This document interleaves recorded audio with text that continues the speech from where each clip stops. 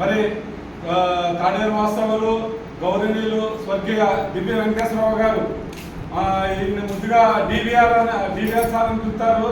మరి వారి వర్ధంతి సందర్భంగా మరి ప్రతి సంవత్సరం మరి మన వృద్ధులాశ్రమంలో భోజనాలు పెట్టినారమ్మా మరి సార్ గారి మీద.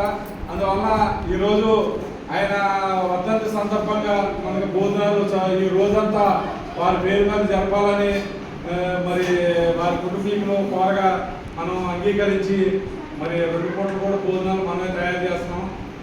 మరి మీరంతా శుభ్రంగా తిని దివ్య వెంకటేశ్వరరావు గారి పవిత్రాత్మకు శాంతి కలగాలని ఆ భగవంతుని ప్రార్థిస్తామమ్మా.